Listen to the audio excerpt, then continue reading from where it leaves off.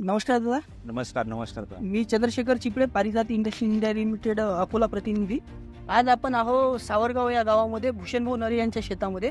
यांनी आपलं कपाशी या पिकावर आता सध्या मोठ्या प्रमाणात अळीचा प्रादुर्भाव खूप मोठ्या प्रमाणात असल्यामुळं त्यांनी आपल्या पारिजात कंपनीचे इम्प्लिसिटी औषध फवारले. तरी आपण त्यांच्या मुखातून इम्प्लिसिटबद्दल प्रतिक्रिया जाणून घेऊ आणि त्यांना रिझल्ट कसे मिळाले आणि कशाप्रकारे अळी कंट्रोल झाली हे त्यांच्या आपण मुखातून ऐकून घेऊ. नमस्कार. नमस्कार दादा. माझं नाव भूषण दिगंबर नारे. बऱ्याच दिवसापासून आमच्या शेतामध्ये जी पानं खाणारी अळी आहे तिचा प्रादुर्भाव सर्वात जास्त आढळला आणि आम्ही बऱ्याच औषधं अगोदर वापरल्या पण त्याचा काहीच रिझल्ट आम्हाला भेटला नाही. तर जेव्हा आम्हाला 1-2 दिवसा अगोदर साहेब आमच्या शेतामध्ये आले आणि त्यांनी आम्हाला ही औषध फवारणी सांगितली. तर आम्ही 2 दिवसापासून ही औषध फवारत आहोत.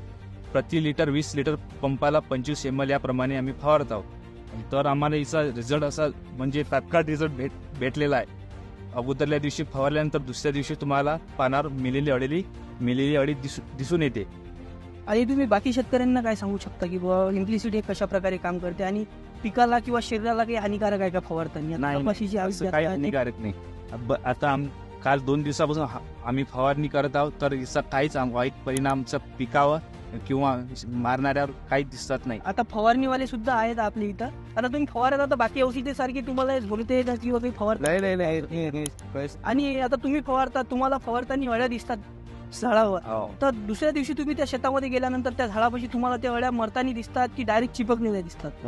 मरताना चिपकलेले रिझल्ट असे उत्तम असे रिझल्ट. बाकी शेतकऱ्यांना काय सांगू शकता की बुवा हे कशा प्रकारे काम करते अळीसाठी? चांगलं आहे ना? हो, एकदम पराठी अळीसाठी एकदम बेस्ट जे आहे इम्प्लिकेट पारिजातचं तुम्ही पण फवारू शकता. याचा बेस्ट रिझल्ट आहे. बरं, धन्यवाद दादा. धन्यवाद.